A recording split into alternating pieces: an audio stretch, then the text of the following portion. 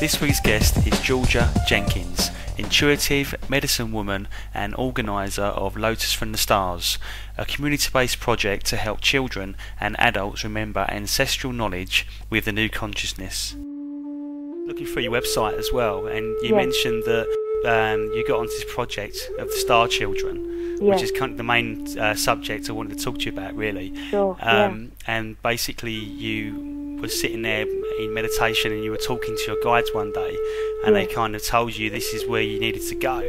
Yes. So, just really would like you to elaborate on that project. Sure. The project, I've got 4 children, ages 11 going on 12, a 5-year-old, a 3-year-old and a 2-year-old. And it wasn't until I was pregnant with my 4th child, Seren, who is named Seren after the star in Welsh, it means star in Welsh, that when I fell pregnant with her, something inside me was triggered. And although, in the last 5 years I've been living in the UK, I have been soul-searching on my spiritual path quite in depth. It wasn't until I fell pregnant with her, and as I was still healing, going to all the different fairs, that I could see her hands coming through my tummy. And what struck me mostly was, because I've got 3 children here with me in the UK, I would go to these different events, and I felt like there was always something missing. And I always seemed to attract children to my stall, and also pregnant women, or, just people that are so involved in children. And I started questioning that, and a lot more until my youngest I was pregnant with her. And one day I kind of said, there's something in this, and I don't know why, but I need to really ask. So I went deep within myself, and I was speaking to a good friend of mine, and he was soul-searching himself, trying to find his spiritual path. And I thought, what, I'm going to meditate on this, because I normally do, surrender it over to the universe and allow 4 days to go by. And on the 4th day, I generally have a message coming through. But in this case, it was pretty much instant. The first day, I was starting to get information about the children, and how my focus should be on my children, how they're the key to opening my journey, my spiritual path, my deep journey, and that they are the key. They are the key to the future. The children today that are being born are the answer. And I know that there's different vibrations that have come through, such as the indigo children, crystal children, and the question constantly comes up to me: how do these children that are star children differ from the indigo children or the crystal children? And as Spirit informs me, these children in the past have come through, as we all have, and have somewhat sort of prepared the energy for these children to come through now. And these children that have come through now, Spirit told me, are really here to make a difference on a larger scale, because efforts from the past have come and gone, and they've not really made major changes enough for the people to stop and really go, do you know what, we really got to take note. Yeah, why do you think that is? Because it's still very sticky, the energy. It's not so much only that the energy is sticky, but it's also people are easy to say, oh, well, this is too hard. And you find a lot of people, they want to make changes, but it gets to a certain degree or a certain point, and people think, you know what, this is too hard. There's got to be an easier way. And they either revert back to what they know, or they just close down completely and go into another field because it's too hard. We're kind of at the behest of the schooling system, aren't we, in a way? Yes. The schooling systems most of the schooling system is based on post-war, how to get the children through, the wars, and it hasn't evolved since. I understand there's different schooling systems out there, such as the Steiner school system. However, that heavily relies on parents to pay a substantial amount, and today's society doesn't allow for that. My understanding is that the star energy have sent these children down to take us back to the very basic way of living, and that is to live in a community spirit. It is to rely that the female energy is of the nurturing and the male energy is of the caretaker.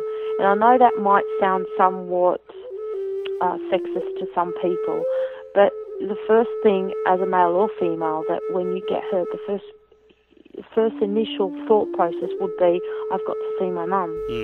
And so there's that nurture. Women are the nurturers. I mean, you know, you're carried in your mother's womb for, in most cases, 9 months.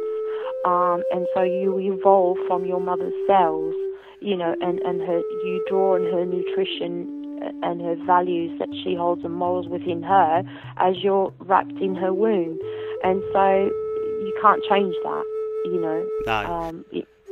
And so that energy in itself is sacred, and that's what these children are coming through with, the energy of the sacredness taking us back to opening us all up through love. And so that is their main message, is to take us back to love. So, and to work from the heart. Yeah. So you can kind of see where the world's been all these years with the masculine energies, can't you? Yeah. You know, and it's time to go back to the feminine, isn't it? And live from the heart. It's live from the heart. It's very hard for, I'm not a male, but from my experience, it's very hard for a male to open up completely. Yet for a female, you have no choice. Yeah. You're awakened in that way. You have to be, because you have to have that nurturing aspect, because if you see hurt, most people wouldn't give birth. You know, most women wouldn't give birth. But there's that mechanism within us that after a while you forget the pain that you go through, you know, because there's a bigger picture here. There's a sacred being born through you. And these children that are being born through are not being born through just anybody. I must make this clear.